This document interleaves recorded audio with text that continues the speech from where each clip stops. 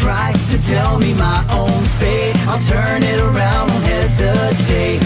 What's the point of tomorrow if it's a future missing you? Bring it on, cause I'm just gonna grow up in the battle, A. Gonna let the darkness keep on burning my fire. Ain't nobody gonna stop me. I gotta stop this nightmare, because I'm dreaming of my future.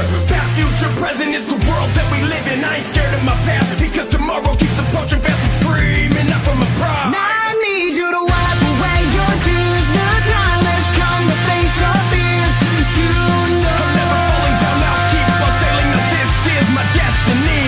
defy the world to make you smile. If it keeps you around a while, don't go. I gotta shake off the pain for you and me. May our fears all rest in peace. We'll strike back.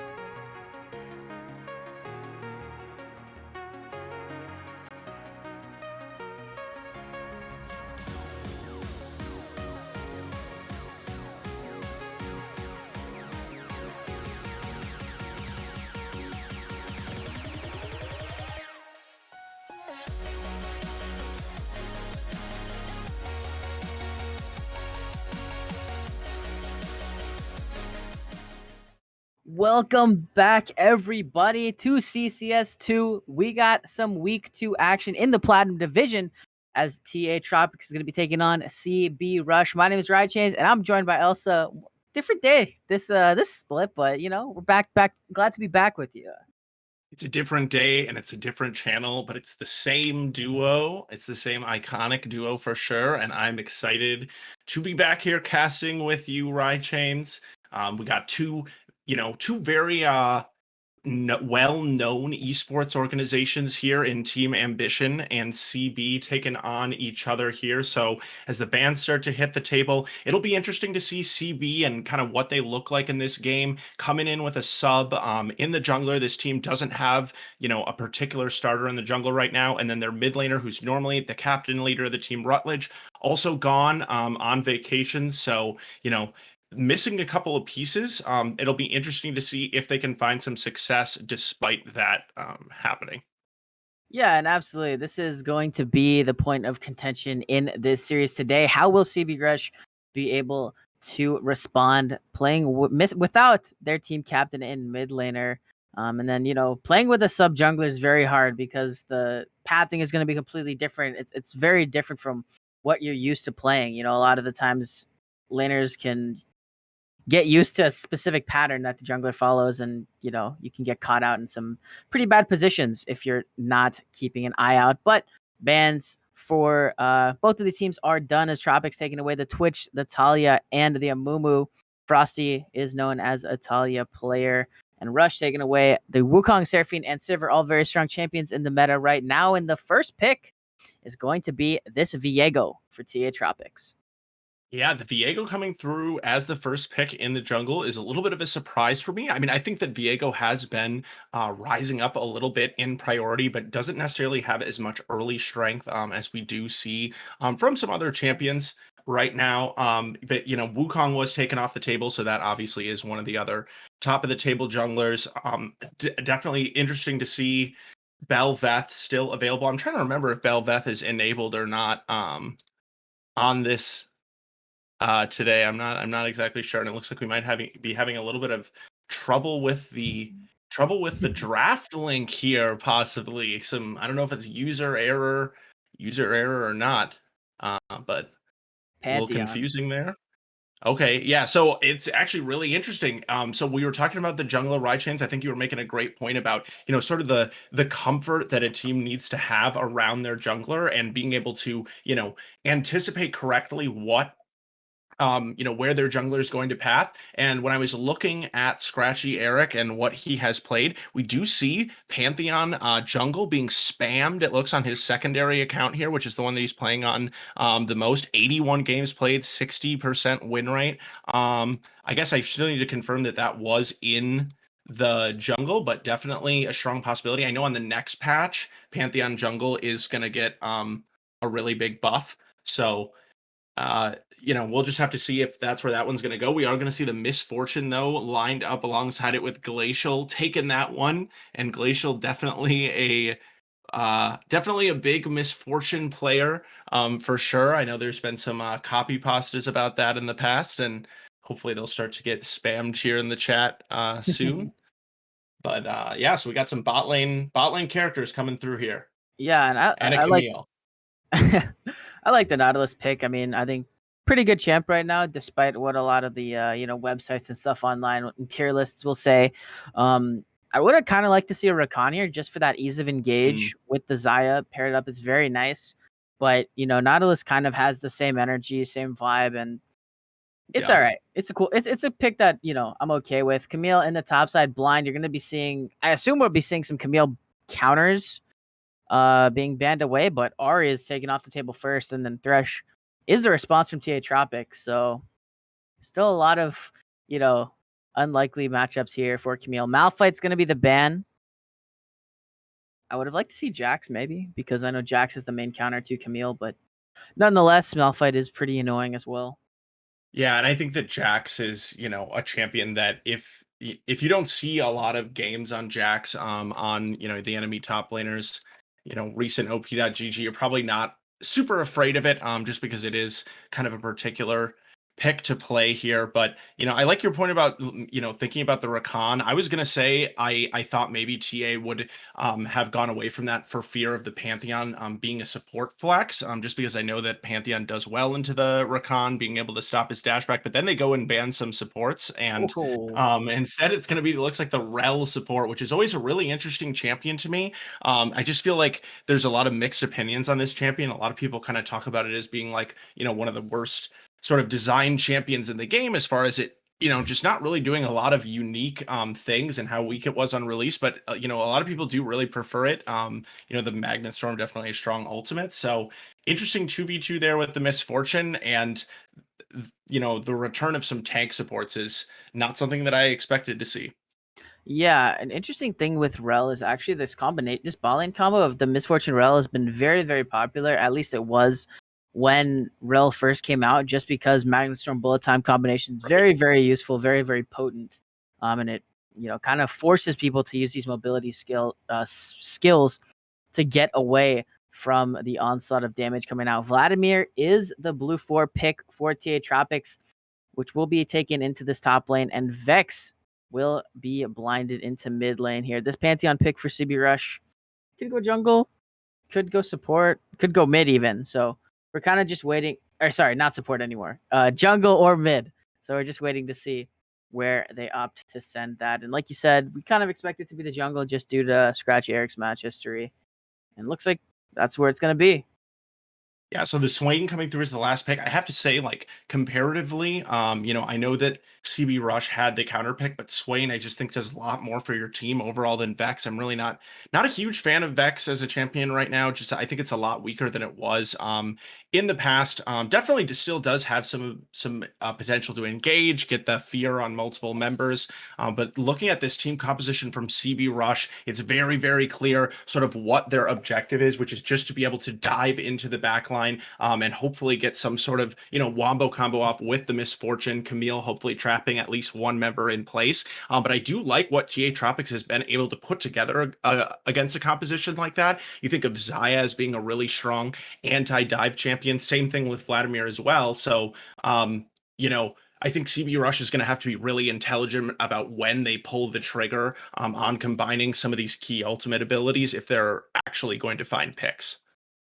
Yeah, absolutely. I mean, CB Rush, obviously, they do have some nice Wamba combo team potential, and team. They want to play these team fights. They also want to let Camille split in the side lane, so they kind of picked a 4v, like a composition that can 4v4 pretty effectively.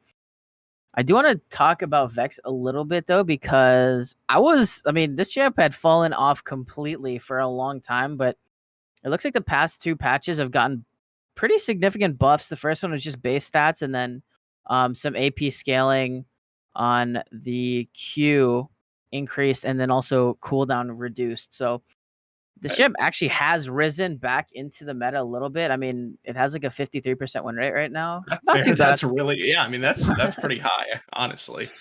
Yeah, Yeah. not too much, but not too bad there. But nonetheless, I mean, it's still kind of in the minds of people that like this champ is just pretty bad. But we'll see. We'll see how Monix is able to play it in this game, and we can have our opinions afterwards. Yeah, I mean, in general, I am a fan, like of Vex sort of in the design of the champion. I really like the long range engage that she, theoretically does offer with her ultimate and, providing that CC right up front. There's honestly not a ton of like long range sort of primary engage in the game. So I love when champions have that. And, obviously that never was actually really taken away from her in that those are just sort of her innate abilities. But not having any damage, means that she just sort of jumps in and is very, very squishy and dies. I do think though that in competitive play as well, when you can organize around those ultimates, it's a little bit more powerful. But we'll just have to see how that mid lane in particular turns out. I feel like Swain is generally a little bit lower range of a champion, so I would anticipate that Vex should be able to farm pretty safely through there. So um, I will say though, looking at this top side of the Vladimir, Viego, and Vex, the V crew here from TA Tropics, they have very, very little I would say that they have a limited CC as far as gank ability in these lanes, especially in comparison to CB. Yes, Viego has a little bit, some setup with the stun and also Vex with the fear as well, but particularly in the top lane, I just think that Camille and Pantheon, if they can land that hook shot, should be able to, make something happen early on. But even as I say that, Vladimir is also really slippery. So I don't know. Yeah, I mean, and Vladimir's a champ that is really going to want to scale into that late game and kind of play safe in the beginning. But I do agree. I mean, the fact that Camille and Pantheon have two basically lock on point and click CCs makes it really hard for this Vladimir to actually play the lane. And if Pip can get the wave in a favorable position, force Jared's to actually have to overextend to try and clear the wave or crash the wave. I mean, I think there's a lot of opportunities for this Pantheon to get up top and sort of get this Camille snowballing.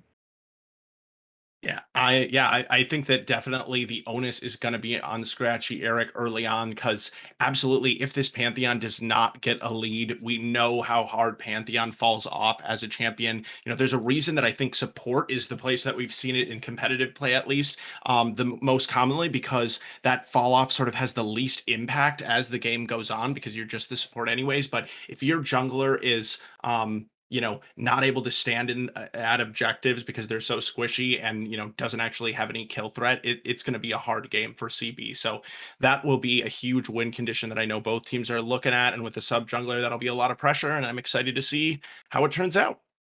Yep, absolutely. It's going to be a banger. It is two big esports organizations going at it in the Platinum League for week 2 in the CCS. But before we throw it to a break, I do want to give you guys a little bit of an insight.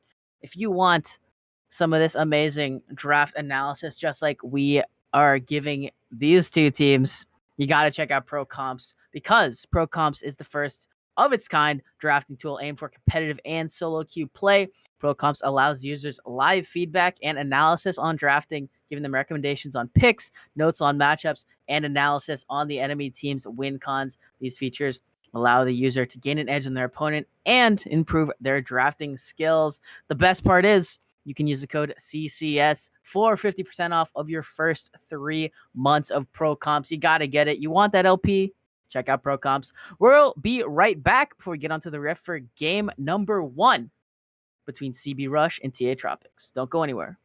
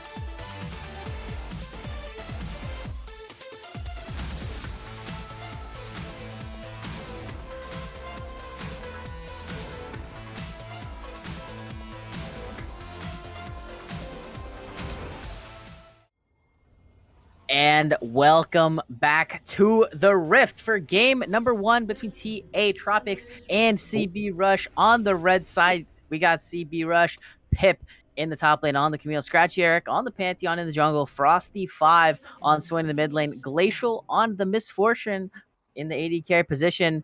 And we got some boxes, but he goes by Insanity on the Rel in the bottom lane. And wait, you didn't do the other side yet, right? No. All right. I was too focused on the Insanity was AFK. It's like a solo queue game. On the blue side, we got TA Tropics. We got Jared's J in the top lane on the Vladimir. Coffee Black 7 times on Viego in the jungle. We got Monix 11 times on Vex in the mid lane. Paneer on the Zaya, and Jackie Moon 33 times on the Nautilus. And I wonder what those mean. I never really noticed that. I mean, the Coffee Black, I was like, okay, 7 times strength, That's but then I was it's like, pretty intense. I don't know. Yeah. I mean, Yeah. Not sure. That does seem pretty intense, but maybe to get psyched up for a league match, you just, anyways, who knows? Black coffee, 7 cups of straight black coffee. Yeah. Yep. I mean, or just diluted or not diluted, concentrated to 7 times. Of course. But we are going to see, getting back to the actual game here, we got Pantheon clearing the red buff, and I know Pantheon jungle definitely does go for a level 2 gank sometimes. Looks like he is going to go to the Raptors next, but I'm excited, or, we'll see.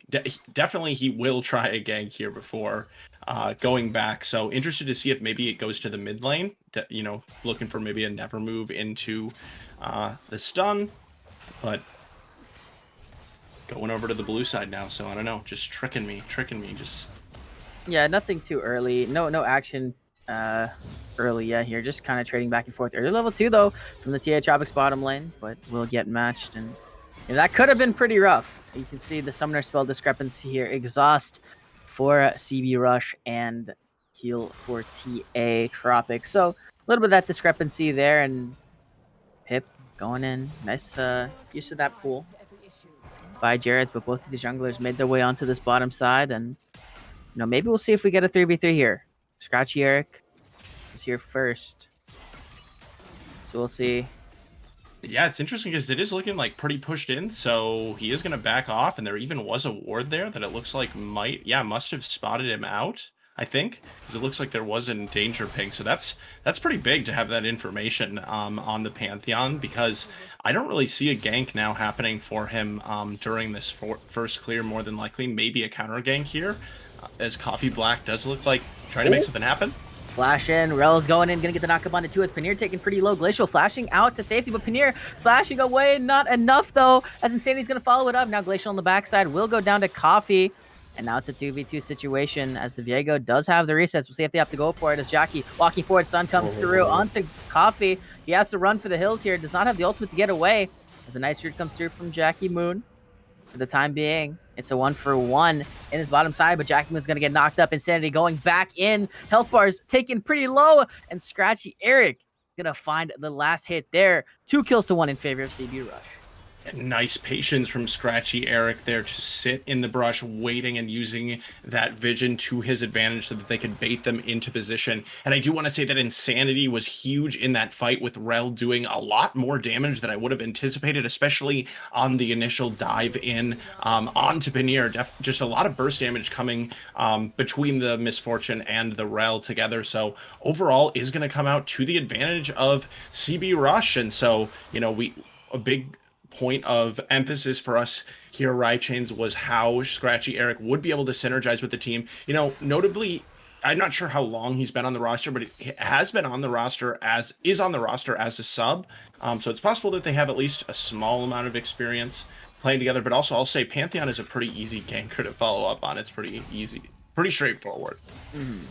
Yeah, absolutely here. And there's going to be some more action in this bottom lane as all 4 summoner spells are gone. You do have the Hex Flash still from Insanity, but other than that, very, very, gankable targets for both sides in this bottom lane. As the first dragon of the game will be Mountain, and you can see junglers now on opposite sides of the map. Scratchy Eric clearing back down, so might look to be back in there as Pip and Jared's going at it. no mana. So Pip has to be careful. Yeah, and as we see this standoff still continuing here in the bottom lane, you were talking about how Nautilus kind of taken down on some of these tier lists, same with all these tank supports, as we've seen a lot more sort of enchanters, but they still just do what they do, and what they do is facilitate action. Ooh, nice engage there from Insanity as Paneer taking pretty low. Gonna get the double root down. As Scratchy Herrick is in the area as well. Flash Spear is a bit wide.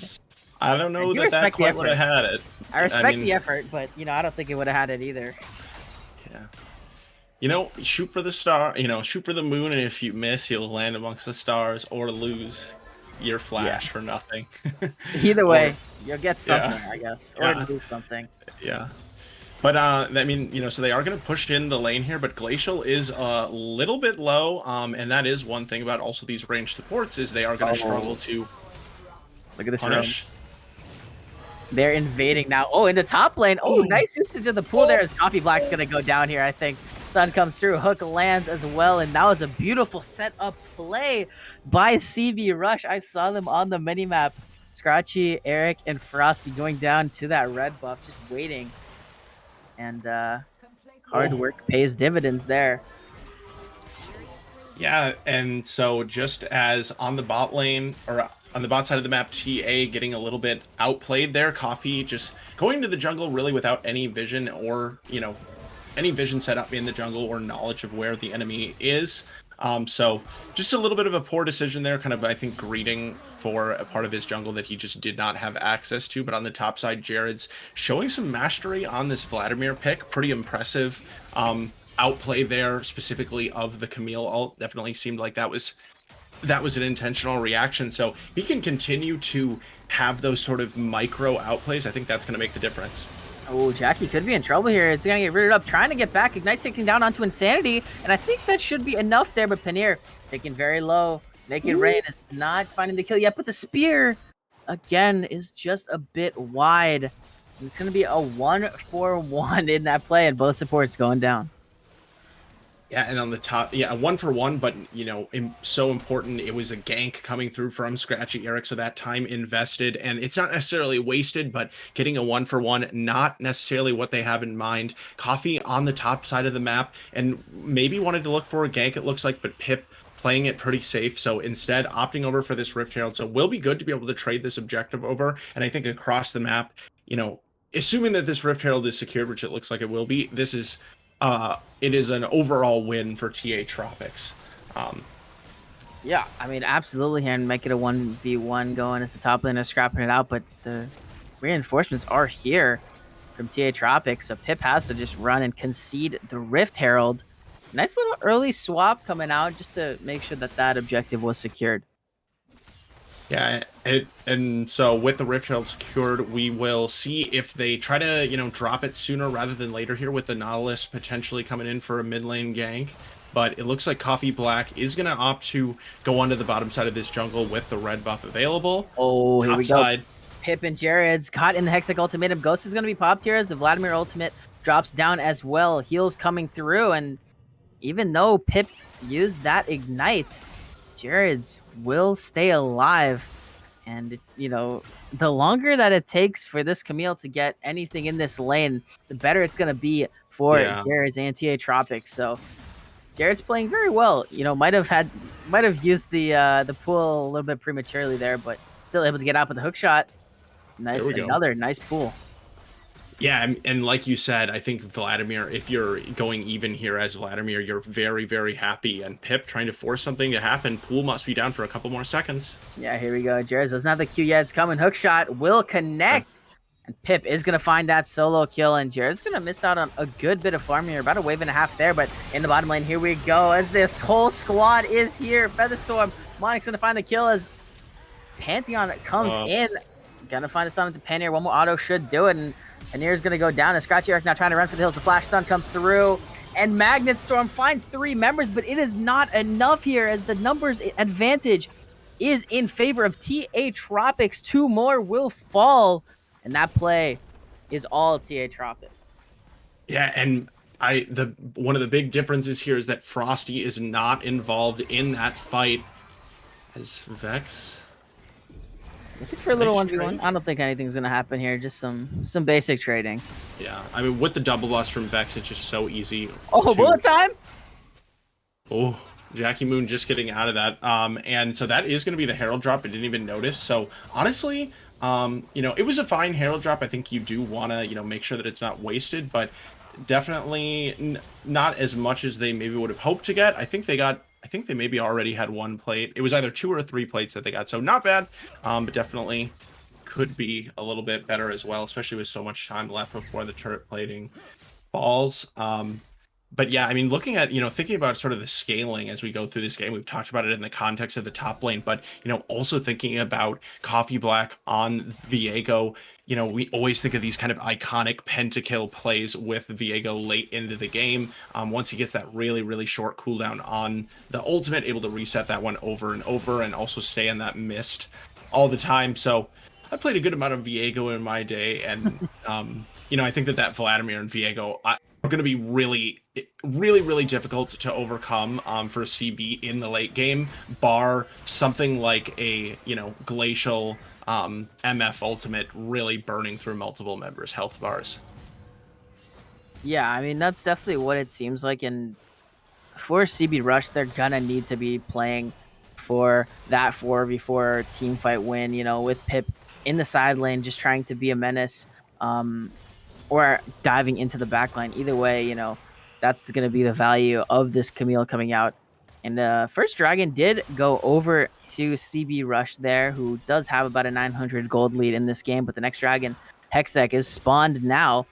And we see all of these members making their way into this bottom side, and it's going to be a 4v4, it looks like. But into the top lane again we go as the Dragon started up.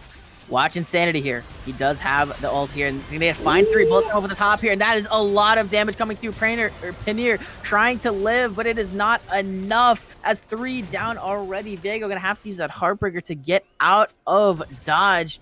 And yeah, TA Tropics gets the Dragon, but they lose 3 of their own. And, you know, just as I'm talking about how CB's comp does not scale as well, they show you why that this is a powerful comp, which is that they don't need to scale because they have damage right now. The upfront burst that they were able to provide in that team fight, just, you know, absolutely tearing through multiple members right away. But Coffee Black going in, gonna get exhausted down. This is so much CC. Pantheon ultimate, good for good measure. And Glathel is going to live there and find the kill. Waves are pushing in on all sides. Oh, but wait a minute. Shadow Surge gonna find the Fear under Frosty as Everfrost comes through. Ignite's ticking down as well here, and this is gonna be a kill going over, a shutdown in fact, to Monix. And speaking of my Viego, that really, you know, that was a flashback to many of my games in the bottom lane. Just like, I can 1v2 this and get the kill, and I'll probably get out as well. And then it's like, of course, Pantheon exists and shows up. But I mean, that was just a ridiculous amount of CC anyways. So unfair. But it, you know, would have been a nice kill to pick up. But honestly, I don't know that it's worth, you know, just feeding over more gold to this CB team, especially in the short term. You know, again, as they hit these 1-item power spikes on every one of their carries except Camille, who it looks like should, you know, be picking up that Trinity Force on the next back. Once these champions have 1 to 2 items, that is exactly where they want to be in this, you know, sort of mid-game situation where they can win these fights. And, you know, trading still going on in this top lane. It's really interesting with the trading patterns of Camille and Vladimir are just like so opposite from one another that it feels really difficult to evaluate the like skirmish, just because so much of, well, actually they both have a good amount of sustained damage, but Vladimir in particular, it's just, I don't know, he's down a level, but it's so hard to tell. Yeah, and I mean, one thing that I'm noticing right now here as you know, Pip goes in for some more trading, but look at the mid lane and the bottom lane CS numbers for CB Rush. They are up on their counterparts by 30 CS, you know, or more in some cases, right? So just lane domination, as it seems, despite the fact that, you know, TA has the kills, but Jackie could be in trouble here. Swain I is going to find the slow there as Jackie's going to flash away, and Monix is there for some supporting fire. But look at Glacial just running down Paneer. in this bottom lane. His Herald's going to be spawned mid lane. I think no, it does not crash the tower. Oh, they actually almost stopped the crash. That would have been really, really good for CB if they were able to do that. But Glacial just smacking away at this bottom tower should be able to find the first tower of the game for themselves there. And the gold. Yeah, I mean, yeah, and Glacial is just, as looks like Insanity is going to back up, but Glacial is absolutely bodying in the 1v1 right now. Looks like he's up 2.2k gold on this MF, which is a really, really hugely powerful champion. And actually, I was just about to jokingly suggest or ask this, but I know that there's a really strong, there's a build right now.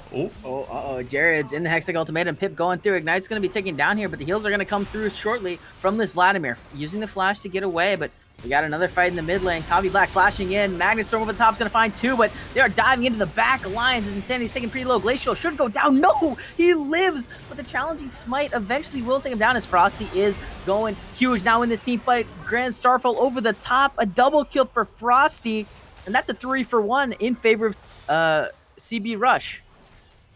Yeah, and CB Rush once again managing to come out on top. And even though, we keep saying his name, even though Glacial ends up dying, he's able to get off so much damage, still getting those last auto attacks off at the end of the fight, despite being so low. And what I'm trying to say is he's going for the Vigar V2. I believe that's who popularized it, build on Misfortune, which is that he, finished the Manamune, but then likely to go into the Leandries next. And that makes the ultimate just so powerful, especially against this number of sort of squishy targets on the side of TA Tropics. I would consider even Pantheon to be quite a squishy champion. And if this MF ever does get a full channel of bullet time onto the team, it's going to kill everybody just by itself. Yeah, and I'm not sure. I've heard of that build. I've never gone it on MF, but with the E also just it's so annoying. Yeah, with Frosty being this far ahead, I'm wondering if it might be better to just go for the lethality because you already have AP damage. You want to kind of split your damage profile of your team, but yeah. It is repetitive for sure with the two, particularly with the two Leandries, yeah, for sure. But yeah, we'll have to see. I mean, it does. It sounds pretty interesting, and I think it's gonna work well here. Just you can see, despite how far ahead Glacial already is, and just more trading in this top lane. But Coffee Black is here now. Vlad's gonna burn that ultimate. The Ghost comes through. Proto Bell as well, trying to find the damage into the back lines. But the Hextech Ultimatum comes down. For the time being, Pip is going to be able to get out, but look at the members coming in from CB Rush. Jared's burning that pool. Should get stunned up here, I would imagine, and will go down there. But look at the Magnet Storm back onto Coffee. Jackie Moon is here. Heartbreaker not going to find the kills, but one more auto should do it with the stun as well. Going to get the resets come through onto Misfortune, but Pip's going to find a double kill. Paneer getting flipped up, knocked back, stunned, and Scratchy Eric is going to go on a killing spree in that top lane. Now in the bottom lane, Frosty gonna land the hook here as Monix using that Shadow Surge. Does have the fear, but Frosty explodes. That Demonic Ascension is gonna find another kill. Yeah, and at this point, CB Rush is just so far ahead in gold that they are able to just kind of slap them with their wallets. If the game were to go, like 20 more minutes or something like that, 15 more minutes, then yes, the scaling would become an impact. It would come into effect, but we're just so far away from it at this point because of the amount of gold that has been amassed by this point by CB Rush, that we have two items coming through on most of the carries here. Camille going back with a lot of gold right now as well, so they're definitely going to be looking to end this sooner rather than later. I don't even think that they it's just only just 20 minutes, but I don't think that they would idealize even waiting for the Dragon Soul to be able to finish this one off, just because of the explosive nature of their team fight comp and also their ability to just force these team fights between the Pantheon and the Rel. They should be able to really dictate the rest of this game if they can control vision. Yeah, I mean, there's definitely no reason to even try it and mess around with that. I mean, yeah, if you want to play methodically and secure the win, then yeah, you play for the Dragon Soul and you make sure that you're securing every objective, you're taking all the standing gold, right? You're just getting as far ahead as you can. But I mean, at this point, like, I definitely do not think that CB Rush even has to do that. I'm pretty sure that they could literally just 5-man mid, run it down, and end the game. Yeah, I mean, I feel like in these situations, the best teams, like you said, right, Chains, they still. Oh, so we're gonna see a fight. Frosty? Frosty could be in trouble. Shadow Surge is going to connect. Fear comes through. Demonic Ascension is going to buy some time, but I don't think time is on sale at all. The shutdown comes through onto Coffee Black, and that's going to feel really nice, but Glacial a bit overextended. A flash of ball from Jared's Featherstorm. Isn't enough? Bullet time flashed away, and Paneer is going to find the kill on to Glacial, and top tower as well is going to fall. So this gold lead, TA Tropics is chipping away. They're chipping away. Still got a long way to go, though. Yeah, they still do have a long way to go. Like I said, it's still, probably a good, 10 more minutes. We need a lot more item completions to come through, but, they are signs of life. They need to stay safe, but on top of that, being able to, get picks like that should be illegal. Like, they should not be able to get that. That accelerates their comeback in these games. But, now with that being said, there's still not, one thing I can point a finger on, that would allow TA to come back into this game in the short term. But if they can continue to get a few more of these picks, they can definitely remain relevant. This Viego is particularly the one member that I'm looking at right now from Coffee Black, who has 5 kills, 2 items completed, one of them being the Blade of the Rune King, wildly overpowered item in my opinion. And so he is very much online, so there is some world in which, he can wipe one of these team fights, but it would take a lot of resets, and it's going to take probably a pick to start it out. Yeah, absolutely. And TA Tropics' way back into this game is to not take the team fight, not take the 4v4, not take the 5v5 that CB is going to want to offer them. And with this dragon coming up in 30 seconds, it looks like that might be exactly what's going to happen here. A CB Rush threatening a soul point. As Jared's looking for it. Going to get stunned. Chunked pretty heavily. I mean, that's almost 2/3 HP gone from the Vladimir. And you can see now with that, chunk, CB Rush is going to have all the confidence in the world to push into this jungle, gain the control of this bottom side river, and maybe start this drag. But TA Tropics going to look to Baron, and CB Rush is aware of it. So we should be getting a fight here. Pip looking to maybe just solo the drag as the Baron started up. I'm frozen. Same. Yep. So looks like we got a pause diff. Let's see what a pause happened. So yeah, give it a second. We'll So Pip is still soloing, so they do have someone still on the dragon, so it would be a 4v5. Yeah, and Tropics gets off because of the even 5v4. They don't know. They don't want to, even 5v4, they don't want to risk taking that. And I mean, Camille. They might not be sure. Shadow Surge going in. Frosty is going to get rooted and stunned. The flash hook comes through as Frosty is the target. Oh, Rel does not get it in, but Pantheon over the top is going to find Demonic in the backline. No, he's alive. Oh, but the Baron's going to finish the job there as Jared's trying. Coffee Black going to find the stun there as Jared's still trying to dive the backline, but is it enough damage? No, he's going to get out as the shutdown comes through. Coffee flashing forward onto Glacial. Is it enough? Yes, the stun comes through there. Coffee Black, it's time as Pip onto Paneer with the Ignite is going to secure that kill there. And overall, it's a 3 for 3. Despite that entire team fight, 3 for 3. And the Dragon going over to CB Rush. Check out the replay here. Yeah, and so looking at this replay over the top, Glacial does get to channel the ultimate for a long time, but doesn't actually end up hitting a lot of members. And then just this whole time you can see that Viego is getting targeted down by individual members, but is able to pretty much just do whatever he wants in this fight, which is, exactly what I said, what they cannot do for CB Rush. Able to get the Pantheon Soul at the perfect time there to finish off Glacial as well. So really well played here from Coffee Black. Big carry performance coming out so far tonight, and that Viego does have 1,800 gold still in his pocket when he goes back to the base. So lots of options here. We'll see if maybe looking for a death stance, something like that, definitely starts to become pretty crazy, because we already saw in that last fight just how long this Viego is already able to sustain. Yeah, and it's gonna take a better ultimate from Glacial to just secure these team fight victories for CB Rush. I mean, yeah, you were able to channel it for a long time, but I don't remember who was. Oh, so Frosty got picked initially, And Frosty was doing a pretty decent job at surviving and kind of just zoning the rest of TA Tropics. So because of that, the Glacial Bullet Time was not able to get too much damage off. And granted, it was probably just to help Frosty at least survive for a bit longer. But nonetheless, I mean, that is a lot of damage. That's a lot of this team's damage. And here we go, Jackie Moon in trouble. Shirelia's utilized. Yeah, and this is just going to be a dead support here. 4v4 in this topside river as Frosty's still not here.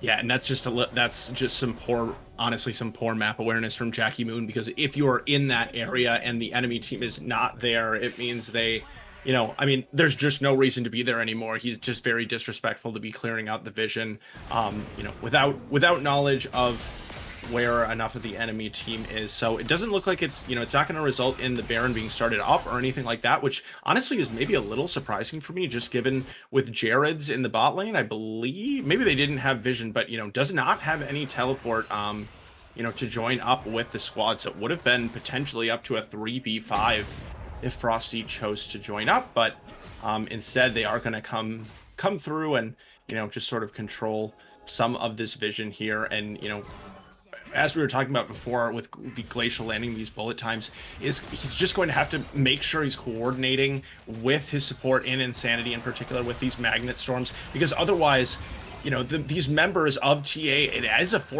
fairly mobile team. Jared's, what are you doing, buddy? Meanwhile, what are you doing, buddy? Yeah. So low killed in the side lane by Frosty, and if that doesn't prompt CB Rush to start at the Baron, I don't know what will. Yeah, and I mean, I just feel like that this is, the time in the game where Vladimir should theoretically start to get somewhat powerful, at least. Obviously, Frosty does have a lot of kills, so there's, a little bit of a difference there. Is an entire item off in that 1v1, but I guess for Jared's then in that situation, probably needs to recognize that and not take the 1v1. But speaking of CB Rush starting the Baron, they have started it up. On a Jackie Moon 2-man knockup is pretty nice, but Scratchy is going to find the kill there. Watch Coffee over the backside of this wall. He does have the smite available. He does have the Heartbreaker. Flash is going to be coming up in a few seconds, but the Magnet Storm will force out the ultimate from Paneer. Paneer's going to go down as well. Coffee trying to find the kill over the top, and he steals the Baron. 1v5, he gets it. However, the rest of his team is dead, but nonetheless, a nice steal from Coffee, but that is going to open the door for CB Rush to secure this Ocean Soul. Yeah, it will be the Ocean Soul eventually traded, and it looks like they are going to at least get the push mid lane. We'll see if they continue or not. It looks like Scratchy Eric maybe would like to have them go on the... Oh, this is not accurate. Sorry. Would like to have them... that would like to have them go towards the turret first. Sorry, getting a little bit of discussion in chat. We'll see. Hopefully that got resolved. Okay. Oh, okay. That makes more sense. Pause. They were just kidding. Yeah, they said you're out of pauses, and I was like, there's 10 minutes of pause time per team. Yeah, I saw 28. Yeah, I was like, counting down. I was like, nope. Yeah, I'm glad they were trolling. I was like, please don't tell other teams that they're out of pauses. Yeah. So, yeah, but the Ocean Soul coming through, I mean, that is going to be, I mean, the Ocean Soul in this game, honestly, for TA, they're still probably looking to try to get these isolated picks for the most part. Yes, Ocean Drake allows you to sort of, sustain better, but I would think that with the burst damage of TA, it probably isn't worth for them, trying to lose any more resources contesting this. It's not the end of the game for them to pick up the Ocean Soul, and that one will be grabbed. And now we do sit in sort of this situation where it is 5 minutes until any objective is going to be up on the map. The Baron will be the next thing available. So now for CB Rush, it's kind of their time to make sure that they're controlling the map and denying TA Tropics from their own jungle and from their minion, from getting resources as much as possible. Because if you're TA Tropics, this is the time of the game you love to just be able to sit here, even having the Baron buff here on Jared and just trying to pick up more farm and pick up more items for this scaling that, 10 minutes ago I said they needed 10 more minutes. Now they've maybe even only need like 5 more minutes. But not if Jared keeps playing the way he has on the Vladimir, honestly. That's part of the scaling. I'm just kind of confused at what CB Rush is actually doing. I mean, They're so far up, and here we go. Monix might be in trouble here, but Coffee Black is in the area now. Scratchy could be getting turned. Yeah. Level 14, level 15 as the sun comes through. Flash from Monix. The Scratch is going to go with the bullet time over the top. Is doing a lot of damage. Heartbreaker isn't enough. No! As now Monix is going to go down eventually. Yeah, there it is. A double kill for Glacial. And Pip and Jared's going at it in the top lane still. Paneer's here this time as the Ghost is going to be utilized. Vladimir ultimate comes down. Pip does have to run for the hills, but does have the hook shot to buy some space. But Jared's is angry. He's still running down. Ghost finally going to time out, and I think this is going to be it for this play. But nonetheless, 2 kills going back in favor of CB Rush, and I'm just surprised that they're not taking more. Yeah, and Scratchy Eric was just able to buy just enough time there for Glacial to be able to arrive. And even then, I think if Coffee Black had gotten one of the resets, there's definitely a pretty good chance with the Pantheon Soul, especially, that he would have been able to grab the second one onto Glacial as well. So, while that is a big advantage for CB Rush, it does give you a little bit of a sneak preview, of how these later fights could still be close. But if CB Rush can all stick together and kind of prevent those picks to start it out. It's illegal positioning from Glacial. What are you doing frontlining into this team fight? Teleport coming in as Glacial is going to go down. Frosty. Demonic Ascension is going to go golden as Monix will fall. And this looks like a team fight destruction here in favor of CB Rush. It's 2 for 1. But the rest of TA has to limp back to their base with their tail between their legs, as the rest of CB Rush pushing in this bottom wave. Should be able to take at least an inhib here. Still 30 seconds on the dead members. Yeah, and it's clearly just a bait from Glacial intentionally, but because fighting into that, probably not, but fighting into that corridor is so disastrous for TA, because Frosty level 17 was just sitting there with his ultimate doing damage on all of the members all at once. Just hugely impactful from the Swain in that fight. Oh, Coffee could be getting picked here. Doesn't have the ultimate to get out. He's so low, and Eric finally gonna land one of those spears in the back of Coffee's head. Will find the kill there. Yeah, and so it's interesting. They do have a lot of gold in their pocket, so they are going to choose to reset. But once again, this does forfeit, it does kind of forfeit some of the map back to TA Tropics. Going to be able to, come up into these lanes a little bit and clear a few of these minions out and get themselves a little bit of XP. So, I like what CB Rush is doing. They have expanded their gold lead. It is up to just about 10,000, a minute and a half on this Baron coming up next. But overall, I think they have the right ideas, I guess what I'm trying to say, but you can tell that this team isn't necessarily used to playing with each other, in that they're not doing it in kind of the cleanest way. And I will say, at this point, I do start to get a little bit concerned about the Pantheon, who does start to become pretty weak. Is 9-2-10 though, and does have the Blade of the Rune King picked up. So maybe I could be wrong about that from Scratchy Eric. He might be able to make it look impactful, but here we go. Frosty Shadow Surge will come in. Demonic Ascension is going to be over the top. Glacial is going to get knocked up, but Jackie Moon is going to fall. Monix is next on the table, will go down as well. It's 2 for 0 now in favor of CB Rush. Bullet time over the top. Are they going to have enough damage to get Coffee Black? Yes, they will. And it is only Paneer and Jared's left to defend the base, and Jared's is under attack. Going to get the ultimate onto 2. Nice usage to pull the dodge out of the Realm knockup, but he has the damage to take down Insanity. Pip is going to continue chasing. Glacial is going to continue chasing. Crucially, he has cleared out the minion wave as well, so that is totally disallowing CB from being able to push right now. Yeah, and Paneer trying to find a 1v1. Pip does not find the hookshot, but the Hextech ultimatum is going to be used. Said, I'm tired of this. We're taking you down, and look at this top wave. I think CB Rush should be able to end off of this. Still a lot of time. I guess 10 seconds is not too much time, but at least 2 inhibs, I think. It doesn't look like they're looking to end just because of the split focus here with Glacial in the mid lane, but getting 2 inhibitors is going to be huge, especially right as this Baron is spawning up, and the Dragon to follow in 29 seconds as well. I usually typically I think of the Elder Dragon as the much more powerful out of the two of these objectives at this point in the Yeah. game. Kind of as far as its potential to totally flip the game on its head. So I would Oh. anticipate that CB will prioritize that. Onyx going in with the Shadow Surge, gonna find Fears onto a lot of members, but look at the bullet time doing so much damage. Pip's gonna go godlike. Frosty is dominating, and 2 more dead for TA Tropics. Certainly, they end the game off of these death timers. 45 seconds on Monix and Coffee Black here. They have the mid wave. The super minions are coming into the base, and it is 5 members strong for CB Rush. Looking to end this game. Flashing forward onto Jared. Hook's going to land, but I don't think it's going to do much, as Jared should fall eventually. Magnetstorm's going to take down Jackie Moon. Jared's falls to the Leandri's burn. And they're on to the Nexus. Paneer, the last member standing in the fountain. Is the fountain enough to save him? Yes, it is.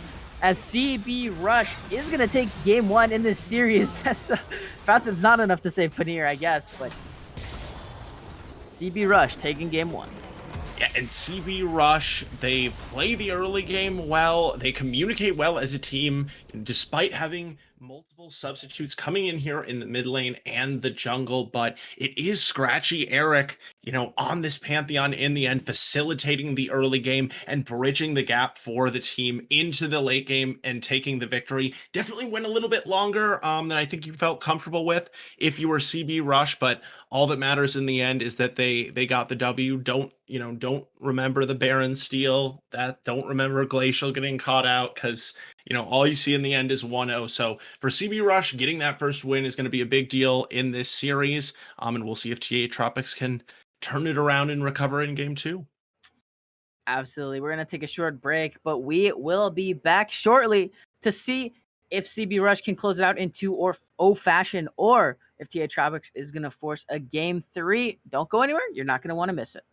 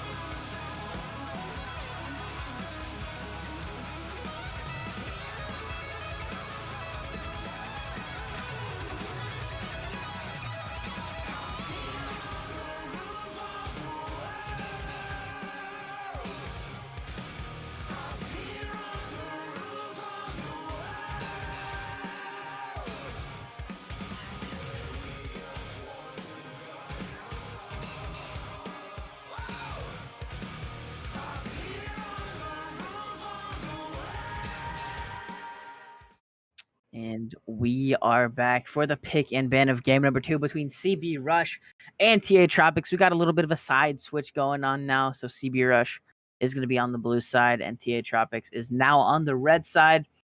First bans are flying through as Sivert, Lulu, and Wukong taken away by CB Rush.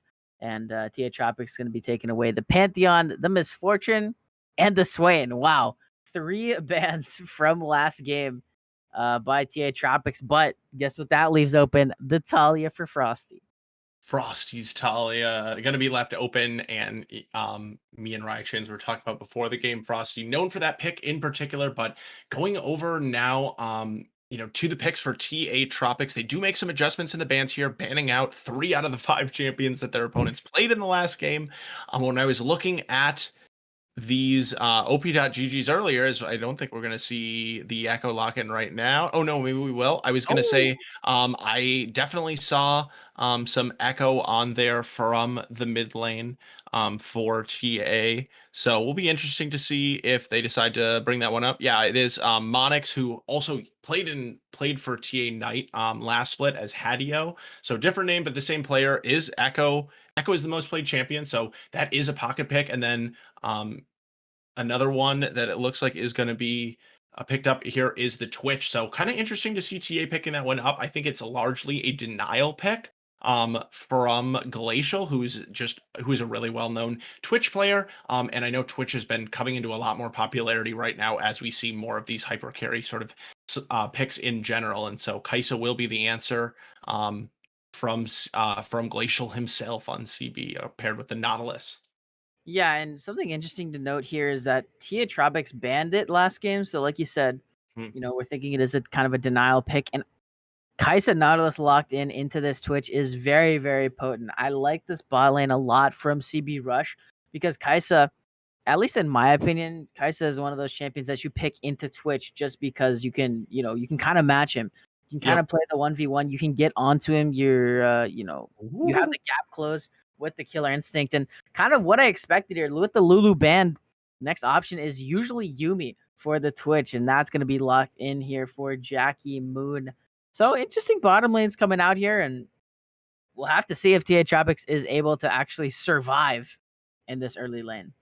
Yeah, and speaking of, you mentioned Lulu being banned out, and if you compare the bans from the last game, Lulu, they switched the Lulu for the Seraphine ban, switching sides. The only thing that they swapped was the Seraphine. So I actually thought that they were going to first pick Seraphine from CB Rush, but instead it's ends up still being left open, and I doubt that it's going to get picked up in this game, given that we're pretty confident that the Talia will be put into the mid lane. But just kind of interesting to see some of that adaptation. Seraphine, obviously very different champion than Yumi, and Twitch Yumi is just a very particular combination that we've seen have a lot of success recently. But as we go through these bans, we are going to see the top lane pool, heavily being cut down here. But Gnar still a blind pick, notably available. When I'm looking at even the pro comp suggestions here, Gnar really strong right now. Darius, it says as well. I don't know about that one quite as much, but Gragas as well. So interesting to see what they pick up here. Like I said, I think the Gnar would be a good one for this team composition. Also, just like providing a little bit more setup for Twitch and Yumi, but not necessarily not something we see a lot at this level of the play. Tom Kench instead. I personally really like Tom Kench right now. I think it has a ridiculous amount of damage top lane for being a tank champion. But with that being said, it does have some pretty hard counter pick matchups. So let's see, what we got cooking here from Pip from CB So, Rush if he's got a counter pick in mind. does Coffee Black have any Echo games? That's a good point. We could see the flex. I don't think so. I don't see. No, I do not see any Echo games. Okay, because Jungle Counterpick just seems kind of weird for TA Tropics here. Yeah, it does. Yeah. So that kind of led me to believe that this Echo is, could be going into the jungle and leaving Counterpick for mid, but we'll have to see as Gwen Scion locked in here. So that should be Gwen in the jungle, I think, for Scratchy Eric, which is pretty interesting. Yeah, I think I we saw the Scion locked in first, obviously, but I sort of I would have liked I think I would have liked to see Gwen in the top lane, talking about sort of some of those counter picks. I think Gwen does really well into Tom Kench, especially as she scales later into the game. So it will be, yeah. And so the last pick is going to be saved for jungle, for TA, and they are going to use it on the Jarvan 4, which is just kind of an underwhelming sort of last pick. Like I don't understand why that is sort of the Thanos R5 Jarvan. I think that to me, it looks like they're definitely trying to just maybe provide some additional zone control and maybe early game ganking, and engage to sort of set up this Twitch. But yeah, I mean, I agree with you, Ride Chains. I think that if you're going to, I don't think anybody's taking the Tom Kench away from you, most likely. And even if they are, you should have something, set up for that. So some interesting drafting Yeah. on the back end of the draft here from TA. I'm not like, I think that their composition at the end of the day definitely is a functional composition. I think I can see it doing things in this game, but just maybe some questionable priority on where they're putting those counter picks. Yeah, like my question, like I'm just thinking, why would we like? What is the reasoning behind like not just doing Jarvan in the first rotation and Yeah. then Well, it saving makes me counter pick for mid? Like even, I mean, I guess yeah, you already see the mid picked, but or at least picking Jarvan first and then giving Tom Kench counter pick. Like I don't yeah. know. Like once you see that Kaisa, once you see the double immobile carries from CB Rush, like I think you can just pick Jarvan Right. Yeah, no, and exactly. then So give it's not everyone else favorable it's matchups. You know. it's not even that the Jarvan in particular is like a horrible pick. I do think that it can kind of, suffer from some of the similar things that I talked about with Pantheon last game, which is just that if it falls off, that's Unlucky. fun. It falls off a lot later in the game, and eventually you sort of become this Cataclysm bot, which can still be useful against team compositions that center around immobile carries, like we talked about. And so definitely can jump onto the Talia and the Kaisa. Kaisa can use her ultimate if she's smart about it to be able to get out of the Cataclysm. But it's going to be, about the placement of these abilities, as just a little dodge coming through. And so we'll start this draft one more time. Take two. Take two. You didn't see it. Nothing happened. This is the first time we're. Don't worry, we're all good. I don't know what happened actually. I guess Pip messed up Yeah. something, but I guess one thing that comes to mind as I think about it, as far as like justifying, I suppose, the R5 Jarvan, is it is in particular really, really strong into Scion. Scion has, big engage that's actually pretty consistent coming from the ultimate, which is a big part of what that makes this champion strong. But right now, also, as we get the draft happening again, of course, they can swap until 20 seconds, but as of right now, Scratchy Eric is the one holding the Scion into the jungle, which, as I had said right away, makes a lot more sense to me as far as the one-on-one top lane matchup. And we did see Scratchy Eric playing the off-meta Pantheon in the last one, and I should be a little bit smarter and look at the op.ggs that I have right in front of me, because second most played on his second account here looks like it's 6 games on Scion. So there we have it. and see, like if you had picked Jarvan R4, this wouldn't have happened, right? Because you're not putting Ken, you're not just selling Kench out That's to true. get destroyed in this lane, Yeah. and even like last game, I don't know. I guess the top lane matchup was like pretty even, if not favored towards Pip. So giving Yeah. Jared's an even worse matchup in game 2 seems not the not the best idea. Yeah, I mean, in game 1, when we saw Jared's having like what we thought at least would be a pretty significant scaling advantage in the 1v1 matchup, and also the outplay potential with the pool from Vladimir, able to dodge away from the stuns and even cancel the ultimate. But we didn't see Jared really showing off that scaling, which could be partially Vladimir as a champion as well. And we also eventually just didn't see the outplays that he needed. So now with Pip having the definitive scaling advantage, hopefully he will feel a lot more freedom to kind of relax in the first part of this game. Doesn't have pressure to necessarily generate solo kills, but will eventually become this really, really dangerous split push threat. So excited to see the Gwen from Pip coming onto the Rift and going up against a Twitch Yumi. It's one of the most exciting duos that we have in the bot lane in League of Legends right now. And I think that'll speak for itself once we get onto the Rift. And we will be getting onto the Rift shortly after this competitive integrity spectator delay. But in that time, we're going to take a small break, go get some water, get some tea, do what you got to do, but be back here when we get onto the Rift for game number 2 between CB Rush and TA Tropics.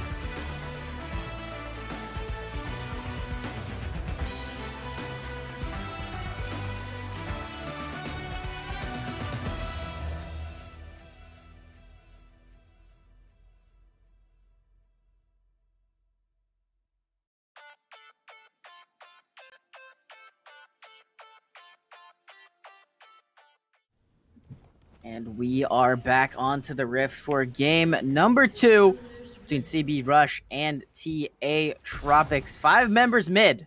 Flash forward from Insanity. We'll get the flash into Monix, but We are able to do the lineups now as CB Rush on the blue side for game number 2. Pip in the top lane on the Gwen. Scratchy Eric on Sion in the jungle. Frosty 5 on the patented Talia pick in the mid lane. And Glacial and Sandy riding it out with the Kaisa Nautilus. X flashing in. Gonna cancel this recall from Coffee Black. Might be able to catch him here. So they're gonna find Jared's, but ooh, Hook forces the flash out of Coffee Black as well. So TA Tropics starting this game down 2 flashes. We'll see if Scratchy Eric can do anything about that. Yeah, and speaking of TA Tropics, their lineup in this game, we got Jared's S in the top lane with the Tom Kench, Coffee Black with Jarvan in the jungle, Monix has got the Echo in the mid lane, Paneer on the Twitch this time, and Jackie Moon with the Yuumi. And that level 1 getting a lot of value out of Insanity on the Nautilus, and I think that that's something that a lot of teams underutilize, especially when you're the only one team has one of those engage support champions that are so strong at level 1 on their team. And I know that this 5-man down mid and trading flashes with the mid laner is something that Core JJ used to do a ton in North America, and it is a ton of value. It's early game. Level 2 gank from Coffee Black. Gonna find the knockup, but yeah, Frosty was too close to the tower for it to actually result in anything. So good job by Frosty there, avoiding that gank and not even having to burn a summoner spell.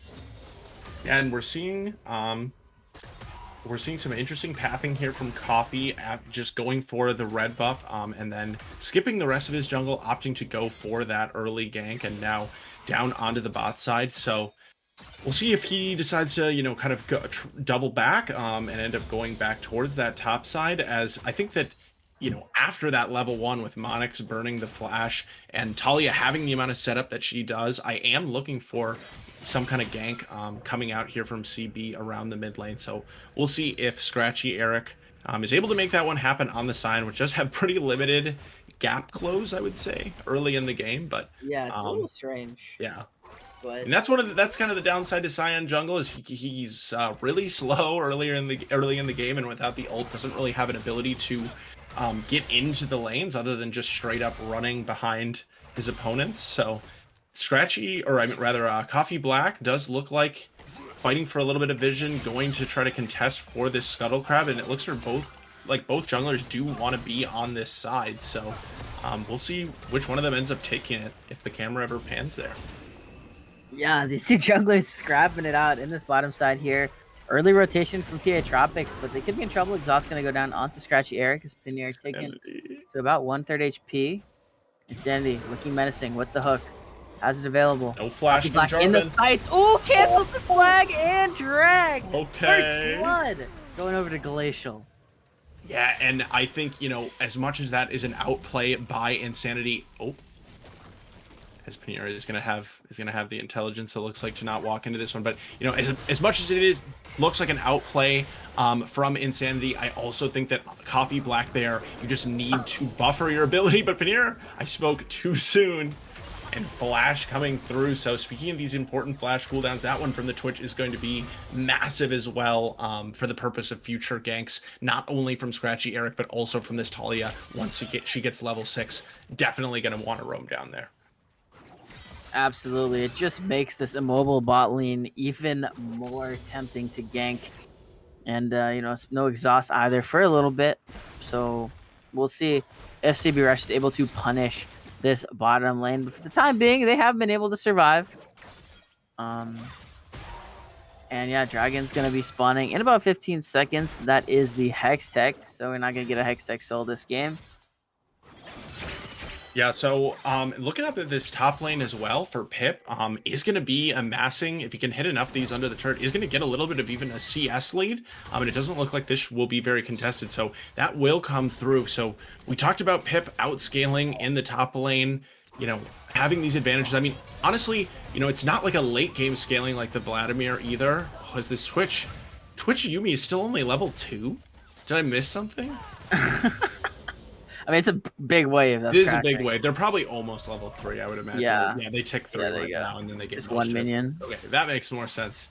But anyways, this Gwen just sitting in a really nice spot. I think even once you hit level 6 with this Ignite, you got plenty of kill pressure. The one thing is that you can't interrupt the Tahm Kench W, so that does give him the option to opt out of fights pretty easily. But and especially without the ghost to run him down, that can sort of limit your ability to force onto him until you take down that first turret, unless he's very, very far up. But we'll see what Pip can do, especially if a gank comes through from Scratchy Eric. He's level 5 as well, and I think, we don't normally necessarily think of Cyan as a This rush is a level nice 6 gank jungler, here. but Could be a good angle. No. Oh, Paneer gonna get hit with the hook, and this could be trouble for the Twitch. No flash available, and Eric is here as well. Glacial is gonna find the first, his second kill of the game, but look at Pip in the top side, gonna get devoured up. Flag and drag is enough damage to find Jared's. No! As Coffee is gonna take down Pip in the top lane, but on the other side of the map, that's a 3-0 Kaisa for Glacial, and this Hextech Dragon is going over to CB Rush.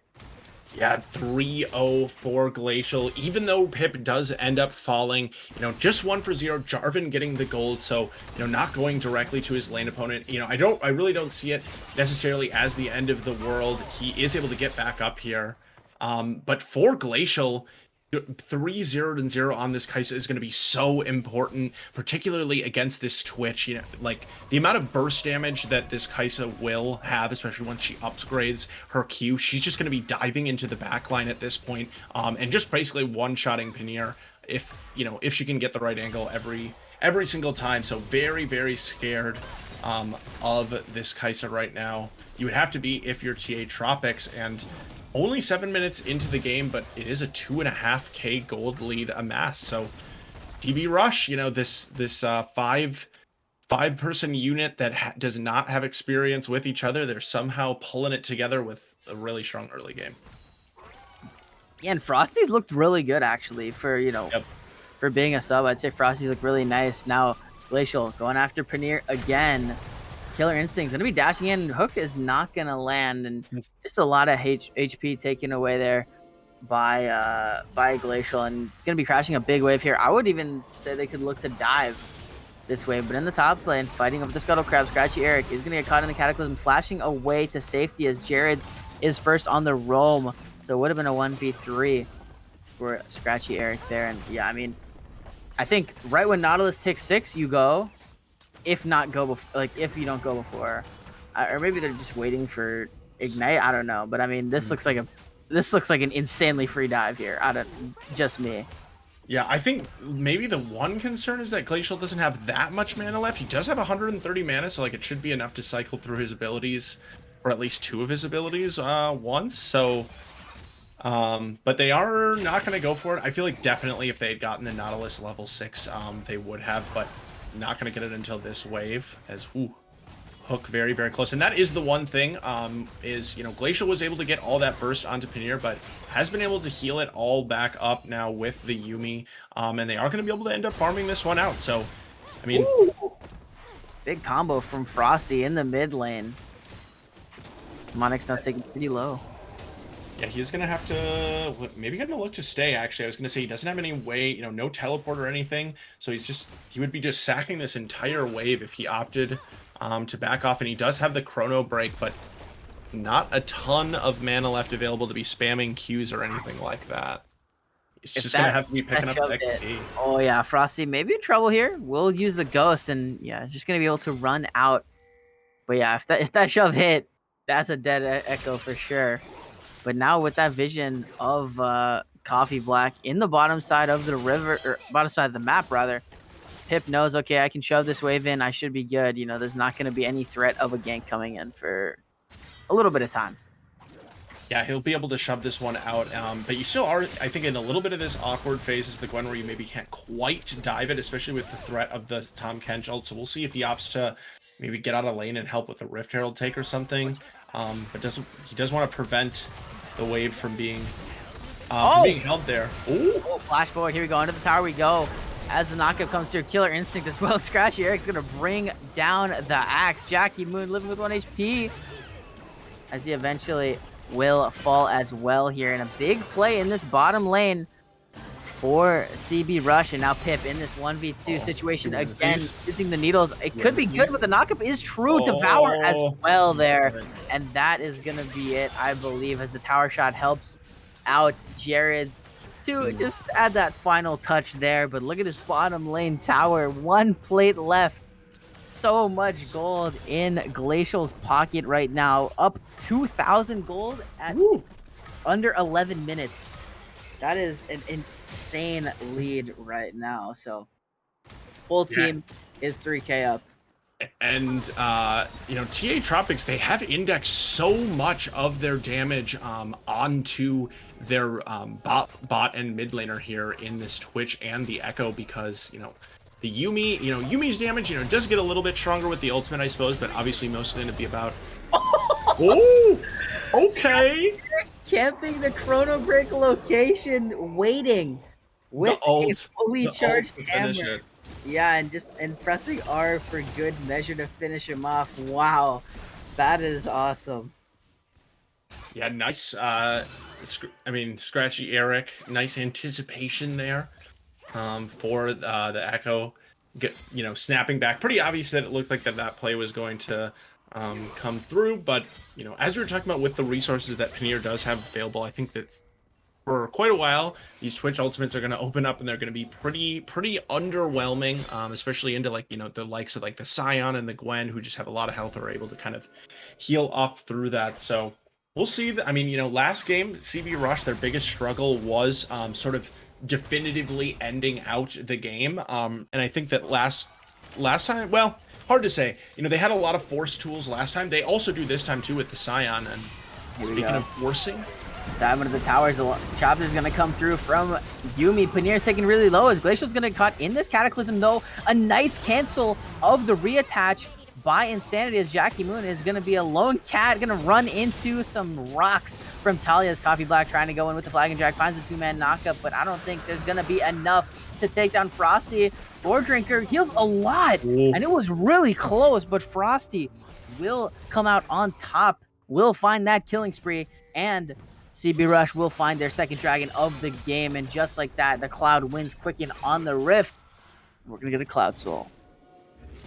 Yeah, and so, there is... TA has been able to trade things, attempt at least to trade things back here and there, and they were able to, trade back a kill in that fight with Glacial going down, so that is nice to be able to pick up the bounty. But again, going over onto the Jarvan, who just, isn't really the member that you want the gold on. Like, yes, we saw what Coffee Black was able to do there as far as almost being able to take down Frosty, but in the long run of this game, the Jarvan is, really not going to be able to individually threaten all that much. So that is still going to be an important part of this game as far as the distribution of gold, and we still do see 2,300 gold ahead for Glacial. We see about 1,400 gold ahead for Frosty as well. So Glacial both the games so far, and Frosty really showing some individual dominance as far as players that have a lot of experience in competitive play, even if it's not experience necessarily playing with each other in particular. Yeah, absolutely. Just very strong performance from Frosty. And, coming in, the question that we asked was, how is Frosty going to be able to mesh with this team as the sub? CB Rush missing Rutledge, their, shot caller, their team captain. And Frosty seems to be filling that spot very, very effectively. So we'll see what happens here as a Herald Spawn mid lane. Knockup's going to come through as Monic going now onto Frosty. Knockup comes through as a Killer Instinct from Glacial. Welcome to the party as Chrono Break. Now Monic is going to go down here. 1 HP as a double kill comes through for Glacial. That's 3 people dead for TA Tropics. And this should be the mid tower going down as Scratchy Eric chasing Jared's to Kingdom Come. Does not find the knockup, but it will be just a slow. And I think Jared should be able to get out of this. No ultimate from Scratchy Eric. And the slows are coming through, but wait a minute. Frosty has joined the party as well here. Oh, devoured under the tower, but the seismic shove comes through. This is going to be a big knockup as Scratchy Eric can tank this tower for an eternity, it looks like. Oh my gosh, Frosty, one more tower shot. Oh, gets the execute instead. And the flash from Jared. So, yeah, Frosty died, but didn't give over a shutdown, so it doesn't really matter. Yeah, I mean, at the end of the day, the death timer really, it's longer than the back recall timer, but it's not going to be all that consequential. So you're definitely kicking yourself there for Jared's J for not getting one lick onto Frosty, because he does have that 450 gold bounty right now, which would have been very, very nice for them to pick up. But I'm going to be honest, I guess we were kind of in a similar place at this point in the game last time, but it looks really pretty abysmal for TA right now, sitting down 6,500 gold, and just really looking like kind of the weaker team. I'm going to be honest, just like kind of lane by lane, we've seen a lot of dominance from what we talked about specifically in the bot lane and the mid lane. But even Scratchy Eric sort of making these off-brand jungle picks look like they're as strong as the meta selection that we've seen from the other side. So props to him as well, coming in as the other substitute, and making these champions work. The Scion jungle has definitely been an interesting one. He hasn't really had to do very much this game, I feel like, but has been able to make a difference when he's had the chance. Pip now could be in trouble in this 1v2. Let's see if the flag and drag lands. No, but the unstoppable onslaught is coming in this top lane. They got a 1v1 Frosty versus Jared's, but now we're back in this bottom side as Monix is in trouble, still has that Chrono Break available. Will opt to use, no, not gonna use it yet, just gonna flash away as the depth charge comes through. Killer Instinct will follow it up, and now Chrono Break is, but Glacial is in a tough spot here in the middle of 3 members, and he will go down. The shutdown goes over to Paneer, and now we'll see what else comes through as Jackie Moon's canceled on the reattach. Paneer's gonna go down to Insanity, and now Coffee Black is in trouble. Flag and dragging out to safety, but is it safety? No, it's right into Pip as Frosty diving Jared's, and Jared's running for the hills with 1 HP. Frosty's throwing some rocks, but I don't think any of them are connecting yet, as his top lane tower is under siege. We'll see if CB Rush can get anything more out of this play. They got the waves pushing in all lane, actually only in the on the top half of the map, but either way, the gold lead, still about 7,000, if not a little bit more. So. Yeah, and for CB in this one, we talked about last game, the Dragons not really being a win condition. It's not necessarily a win condition like that they need to get it in this game either, but picking up already the soul point at 18 minutes here means that 23 minutes they will have the option of picking up that Cloud Soul, which while we always, people like to sort of meme on the Cloud Soul, it is one of the things that I think is really impactful is the ultimate cooldown reduction, especially on a team with champions like Scion that are sort of dependent on that to get in the fight. As Frosty, he's got it. Oh, Jared's has to run for the hills. The Grey Hilt saves him for the time being, but Frosty gonna get caught with that flag and drag. But wait a minute, what's going on in this river? Paneer gonna get knocked up with the depth charge. Unstoppable onslaught from Scion. Oh boy. As Glacial is going to find that kill there, and that's a double kill for the CB Rush bottom lane. The Herald is going to go their way as well. Yeah, it doesn't look like Coffee Black is going to be interested in any kind of steal here. It's just the Rift Herald. So trying to go for his red as well, but denied that too. Coffee Black, yeah, like you said, trying to go for the red, but cannot get it and will fall and also lose the red. So just an absolute disaster for TA Tropics here, and it looks like CB Rush is just on another level. Yeah, they are. They just, I mean, at this point, they just control so much more of the map. I mean, you can see there, Coffee Black just not even having access to his red side jungle there pre 20 minutes is not the place that you want to be. And, credit to Coffee Black, has gotten caught out in both games a little bit in his jungle at this point in the game. But, maybe just, he's not necessarily that far behind individually, or at least was not earlier in the game. And so I think it can be, easy to lose touch with just how behind the team is overall, because, we did see some good early action from this Jarvan, but just not coming together here from TA. Yeah, it's getting credit to Oblivion. Pip in the 1v2 in this bottom lane. Oh, runs into the Echo W. Will get knocked up, but now Glacial has joined the party. Coffee Black. Depth charge knocked up. Killer Instinct as well, and Scratchy is going to steal it with the unstoppable onslaught. Another kill. Actually, well, another 2 kills going over to CB Rush. With that looking like they're going to be able to push down this tier 2 mid or bottom lane tower rather. Asmonic, oh my, rooted under the tower. Glacial was gonna die.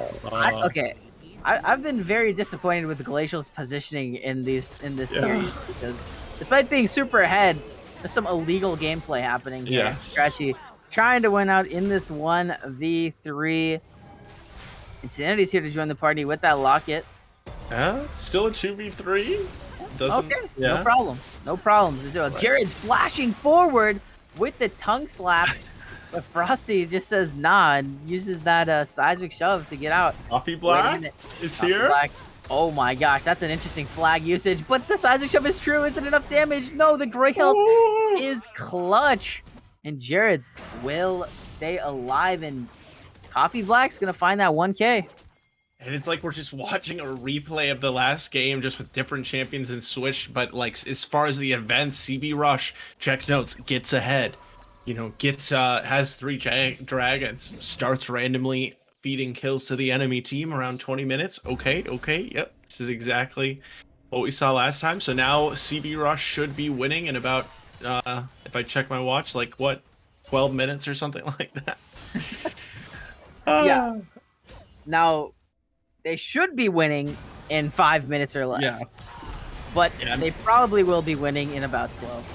Baron started up here by CB Rush. And, you know, you'd like to think that they can end off of this Baron. Coffee Black, though, he got the steal in the last game. He's going to be in the area at the very least, but it is going really low. Let's see it. No. Not going to be able to even attempt it there. As Monix is in the front lines. Ooh, Flash Dredge Line not connecting there from Insanity. But I like the I like the try. The try is cool. Yeah, you definitely want to get a fight off of that if you can. You know, get a pick is, you know, great because the Dragon's coming up right now, which, you know, they still, 23 seconds left. They still are going to have priority on it. Obviously, either way, they are just so much stronger in this game. But yeah, like you said, Chains, I like, you know, taking the risk from Insanity to, you know, flash forward and try to make something happen and snowball this game. You know, they don't need to snowball the game per se in order to win it, but I think, you know, especially you're up 1 game in this series as they start up this dragon. You know, you have sort of these things in your win conditions in your back pocket, like the Dragon Soul, and you know, you'd like to see the team kind of practice playing the game in the optimal way, even if it's a little bit scary and a little bit riskier to do so with forcing these fights. So, you know, we'll see what they do with the rest of this Baron as they do now have the Soul. Yeah, I mean, I definitely agree with it. Like, if there's any time, now is the time, right, to limit that, because you're up so far ahead. You have a 1-game buffer anyway, and you're up 10,000 gold. So, like, just try and push the pedal a little bit. Yeah, I don't know if Jared's has ever left this top lane in this game. I can't really remember seeing him elsewhere. Just like tilt, split pushing in top lane maybe, but not sure. As you know, once again, yeah, I mean, honestly, a little bit underwhelmed so far with Pip on the Gwen. Has been kind of the sacrifice starting at least that last fight off for CB that didn't really end up going very well, but teleport coming in and whoa, this is a crazy TP here as Jared's gonna be running in. Here we go. Pip diving into the backline. Twitch gonna get knocked up. Paneer could be in trouble here as the needles are flying, but we'll get out for the time being. Monix gonna go down as Coffee Black will go down. Jared's is gonna go down. The wheels are falling off the bus. There we go. TA Tropics. That's a 5-0 ace in favor of CB Rush, and they're gonna take the game. Yeah, CB Rush gonna run it down the mid lane here. They, you know, exactly what we wanted, right, Chains? Here we go. It's gonna be pre-25 minutes. They do put the pedal to the metal, although Glacial gonna pop the GA gonna get executed, get the GA. But I will also say that TA kind of initiated that for them with Jared's crazy sort of, you know, here you go. Let me just go ahead and end this game for us by TPing into the back line. But either way, it's CB coming out on top, and game 1 to game 2, they get cleaner, and you know, you can tell that they feel a little bit more comfortable as a team. So coming out with their first victory of the season here in the 2-0 sweep. Absolutely. And, we've talked about it a little bit already, but just the power and prowess of Frosty in this game, very, very impressive there. Coming in, replacing the team captain in Rutledge, performing very, very well, topping the damage charts in this game. Glacial playing well in the bottom side. And Scratchy Eric, for for a team that doesn't have a said jungler, Scratchy Eric seems like the front runner because he played very, very well today. Yeah, and I will say he did get sort of some of these pocket picks that it seems like are central to his champion pool with the Pantheon in the first game and then going into the Scion in game two. And so some of that definitely is a little bit of lack of draft preparation. I think over on the side of TA, when I know it's tough when you see subs coming in, but being able to make some of those adjustments to the draft could make a big difference. But overall, I don't think that Scion and Pantheon as champions, changed everything or anything like that. But I don't think we really need to take a break because I think we're just going to go straight into an interview right now as I summon our interviewee into the room here from CB Rush, and we're going to have Glacial coming through. Thanks everybody for your patience as I am a noob at technology. There we go. Oh, okay. Hello? Hey, what's up? You're on stream. I'm going to Nice. say that first and foremost. Hi, Mom. All right, yeah. Hello to Glacial's mom. Well, welcome, Glacial. Congratulations on your 2-0 victory here over TA Tropics. And I got I'm gonna hit you with the hard hitting questions here, Glacial.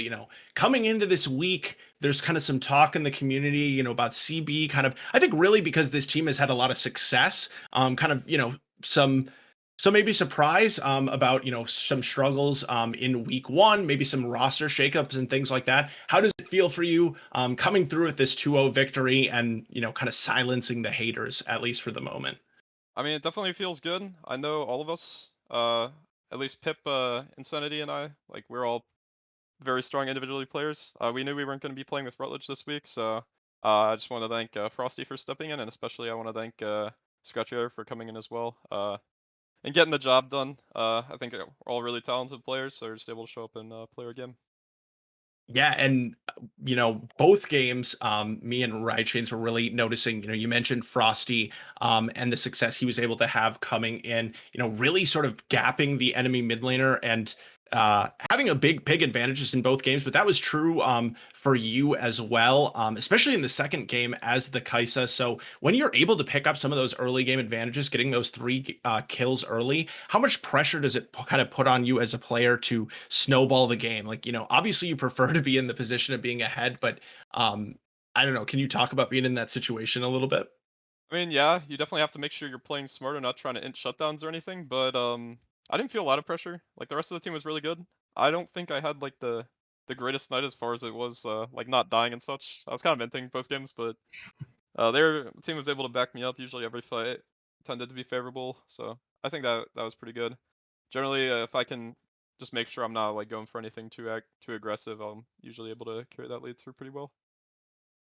Yeah, and I mean, yeah, as you mentioned, there were, a couple of unfortunate moments, but especially like in game one, like you said, when you got caught, the team was able to come through.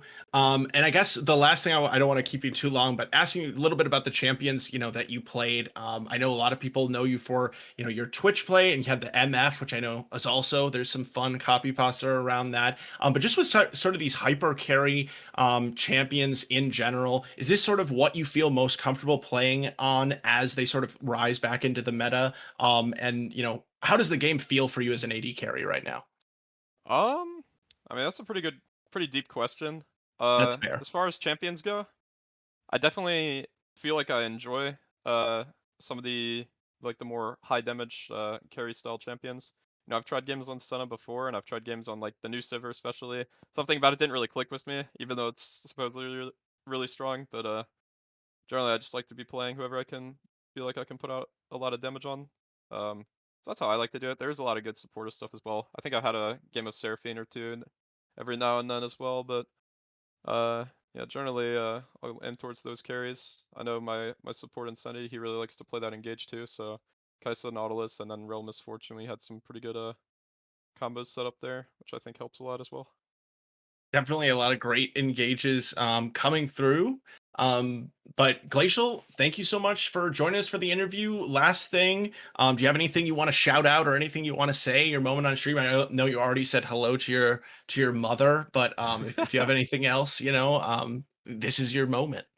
Oh boy, oh boy. If not, that's okay too. You could just take the moment to be like, CCS is the best, especially the production department, which I'm a True. part of.